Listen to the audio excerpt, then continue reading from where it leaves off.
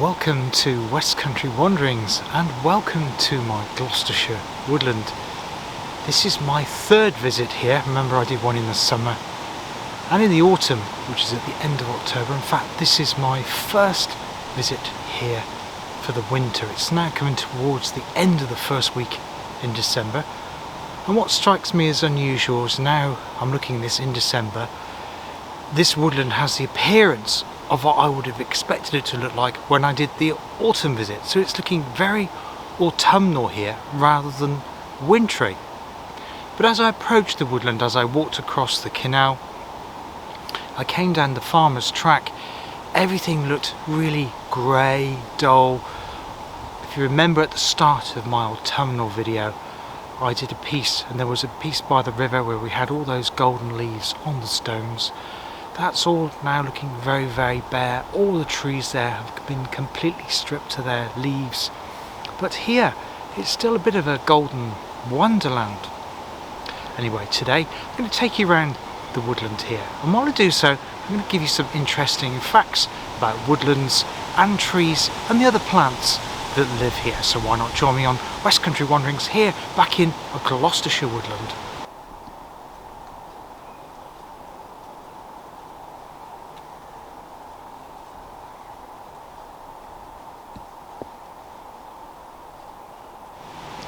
So you're currently looking at the woods canopy. I remember pointing my camera up at the woods canopy when we were here last time at the end of October to indicate the amount of leaves on the trees, and as you can see now they are nearly bare. But the reason I'm pointing out there again is to tell you about the 4 layers of woodland, and the canopy is the first.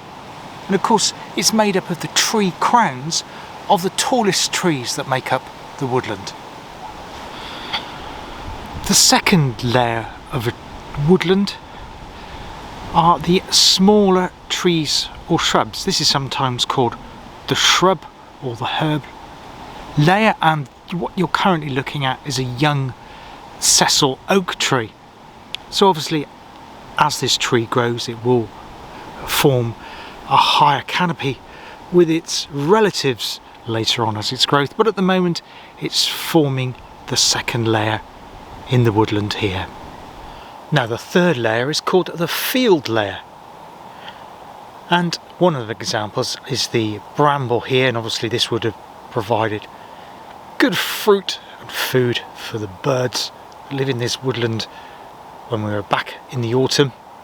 And of course this will be regrowing with flowers once more when we get to the springtime. So this forms part of the field layer, as does ferns.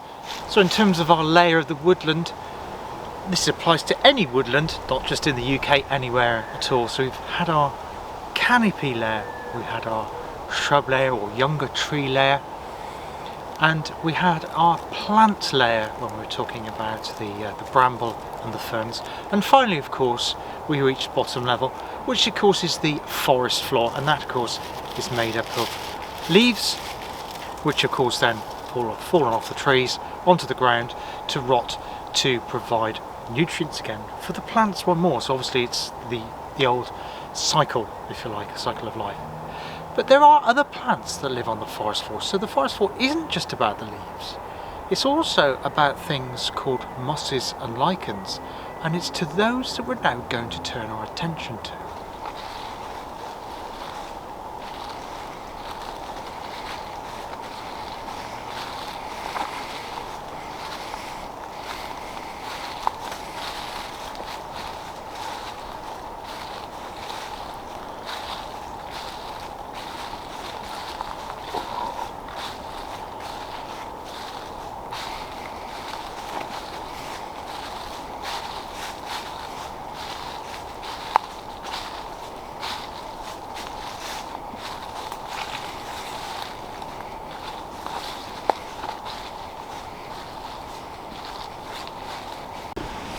Now we have a bit of a tragedy to report here.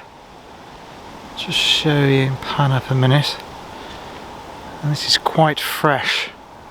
And I'll just tell you what I think's actually happened here, but it's not what I thought it was. My initial thoughts what I thought he was. Now I think this tree has succumbed to Storm Arwen. Now clearly this tree wasn't down when I was last here, and judging by the freshness of the wood here, particularly on the top branch there, this has only recently come down, this tree.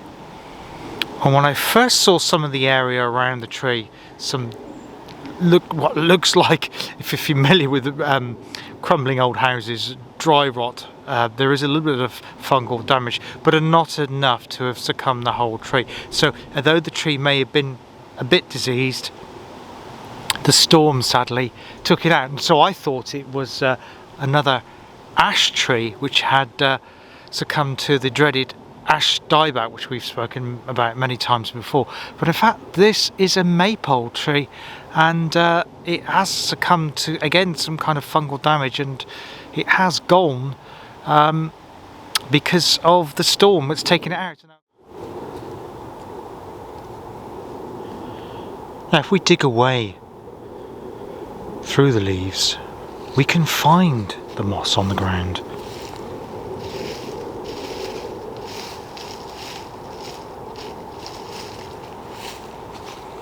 It's a veritable carpet here, and these are fascinating plants, as I'll now explain.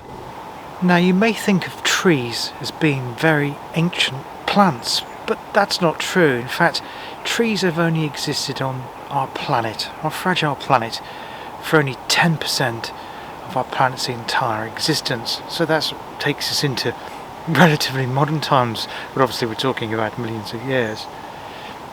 However, this moss on the side of the bark of this tree here, we're talking about ancient plants which are much, much older than trees. So how do these plants, these mosses, survive, and what do they eat and what do they live on? Now mosses, though they're ancient plants, they still need 4 vital components to survive, just like ourselves. They certainly need water, they need food, they need light, and they also need air. Well, obviously the air is all around us here just because we're in the woodland. In fact, things are better in the woodland, as I'll come on to talk about in a bit. But the air is abundant around us, so they have that. But what about the first one, the water? Where do they get the water from? Do they tap into the tree's bark and try and get at the water coming up from the tree's roots? Well, no, because obviously if you think about it, you've probably seen moss growing in strange places, like even on concrete. And you probably thought, well, how does that moss survive on a concrete? Because it can't grow roots into the concrete to extract water from the concrete. Of course, that just would not work. And the same thing applies here. So the moss is in no way damaging this tree. It's not tapping into the tree's essential nutrients or water supply at all. What it's actually doing, it's getting its water from dew. Yes, that thing we see, particularly on wintry mornings, that kind of a silvery whiteness over grass. That essential water supply is the thing that keeps this plant going and thriving. So we've covered the water, we've covered the air. So there's 2 more things, and obviously the next one after water, we can't just survive on drinking water. That would keep us going for 3 or 4 days at best, but we do need some food. So what does this plant eat? So we've said that it's not drilling into the plant's bark, the tree's bark, to get its food. So what is it living on in terms of nutrients? This is the really bizarre thing. The dew is pretty self-explanatory, though it's slightly strange because it's not using a root like you normally expect in ordinary plants. It's actually surviving on food from particles in the air. Yes, you heard that right.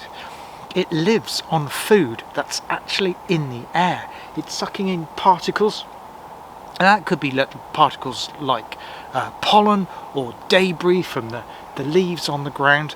And obviously they're in abundance, although most of the time we can't see them, although it causes a problem when you're doing photography, especially in the summer, because you do get particles all over the lens and you have to wipe the lens, so you can see it that way, or it does present a light coating. So the moss it's filtering that out. So just like the tree filters out pollutants, we know about that. That's why trees are brilliant filters in cities. This moss here is actually getting its food from the air, and it's doing a great job and acting as an additional filtration system. So what's about the fourth one?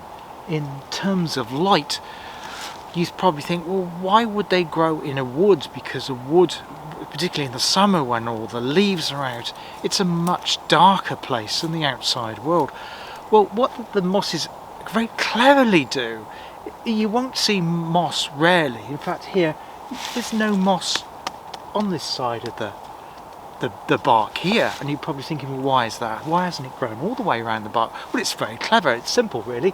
It's because on this side of the bark, if the sun is overhead, the bark is blocking the sun out, rather the tree trunk is blocking the sun out. So it's actually only grown on the sunny side of the bark. So that's one way it's defending itself to make sure it's getting light. So it's even the summer, there is some light here, as we've seen. I've been able to do photography without any additional lighting in the summer. It's absolutely fine, although it's darker than the outside. Well, there is light here, so, but obviously it's much darker on that side. It's in great deal of shade. I would have to use flash filming on that side. So here we have the light, but the other clever thing that the mosses do is they don't grow in thick coniferous woodlands. You won't find them there. If you see particularly like the plantations where you get the thick growth of all the conifers together, there's just completely dead space under those trees because nothing can survive because there's no light. So we have the light here, but they are orientating themselves to get the best light. So very, very old plants, and because they're old, that gives you indication that they have adapted to survive in the natural world.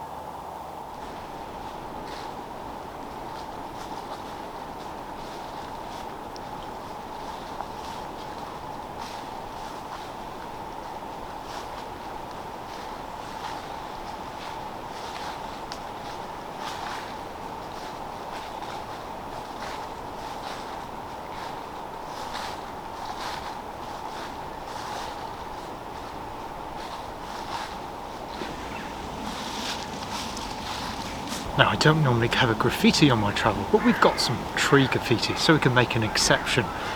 A reason I mention it is because you can actually see here, it says 1960, so that this graffiti is older than me. But the reason I point it out is because you can see just up here, there's some newer markers. I don't know how old they are, maybe a year or two old.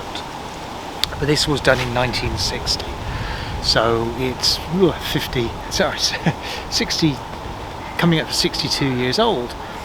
But the tree's healed itself because when that was carved into the bark, it would have damaged the bark, and as we've spoken previously, the bark protects the tree's trunk, that central bit that carries the nutrients up from the roots. And obviously having a cut, just like we can have a cut on our skin, that allows bacteria and fungi to penetrate, so it starts to form a scab. And as you can see there, although we can still make out the bit where it says 1960, it has healed itself over. Absolutely fascinating. Now here we have something unusual as well. We've talked about how the fungi and the mosses thrive in woodland, and the fact that they're older than the trees themselves. So you're probably thinking, well, are there any plants which can harm the trees? And obviously we've talked about how fungi can harm trees, and I'll come on to more about fungi in a minute. We also have this. No, it's not a snake climbing up. It's not a snake climbing up a tree. It's actually a very, very thick, really, really sturdy piece of ivy. Now the root actually, the ivy went right down here to the other side of the trunk, and its roots would have been buried under there. But in fact, it's actually died. But if you look up to the top of this trunk of this tree, you'll see that the ivy's leaves are still there, but they're all browned off. So it did survive a little bit longer. This completely snapped. For some reason, maybe it became diseased for reasons unknown, and the ivy died. But yes, these can harm trees, ivy. Now, you're probably thinking it wouldn't harm this tree so much because I've moved that away from the trunk, and you can see it hasn't really touched that bark at all. But if you can imagine this wrapped around a much younger tree, a trunk that is much, much thinner, it can actually strangulate the tree to death.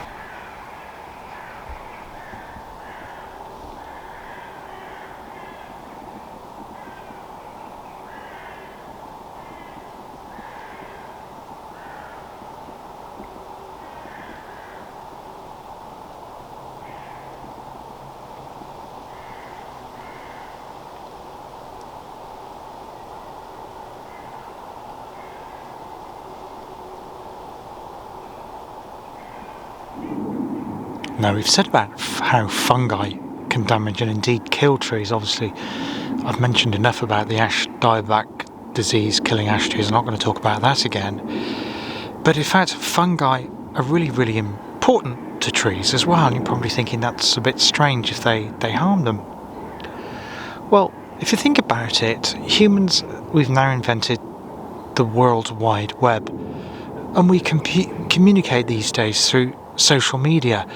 Things like Twitter, Instagram, and indeed YouTube. That's how you're watching me now. It's how we all interact as humans across the planet without having to be close to each other. Now, trees have the very same. You could think of it as a kind of a wood wide web, if you like, a www. for our tree friends here in the wood. Fungi have very fine threads that spread underground, and these are called mycelium. Now, trees use the mycelium network to communicate just like we do. And what they use this for, or one of the reasons they use this for, is they warn each other of dangers of threats.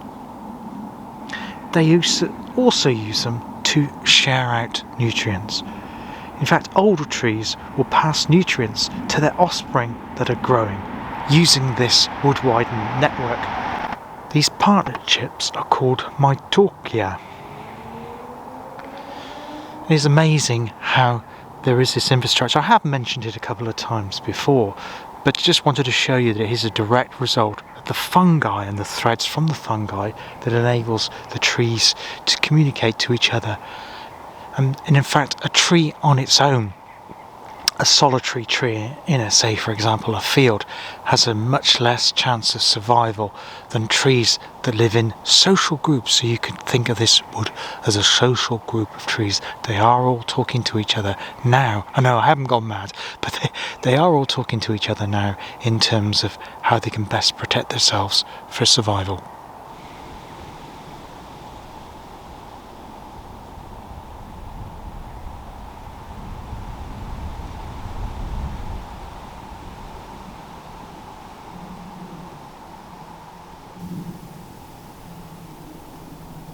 Now, many times on my channel I've spoken about the benefits of being out in the fresh air, in the countrysides.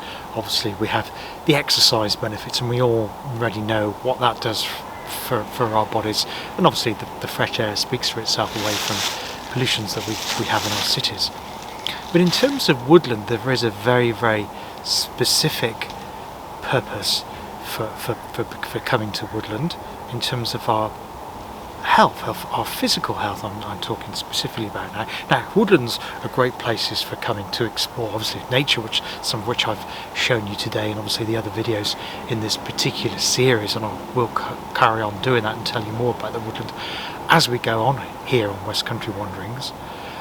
But woodlands do something else.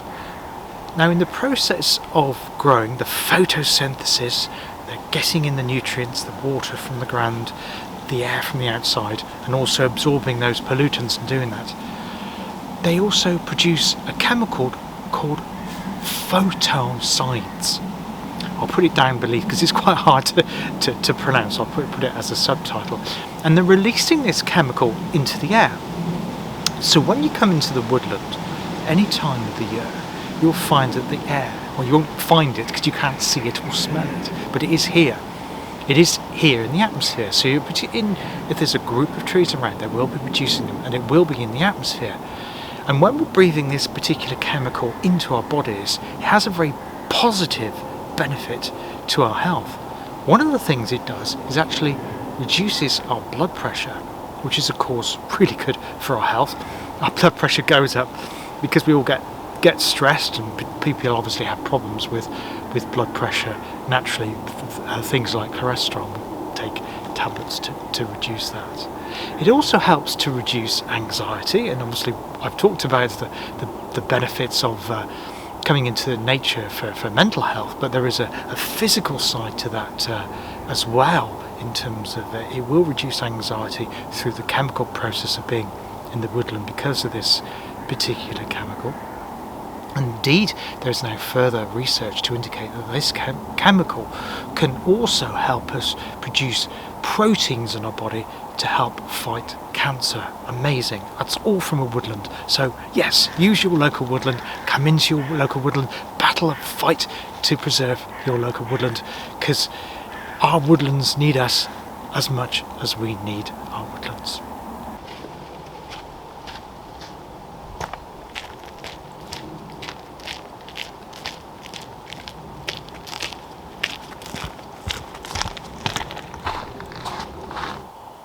Well, I hope you've enjoyed today's winter tour of my woodland. Yes, in inverted commas, I don't own it.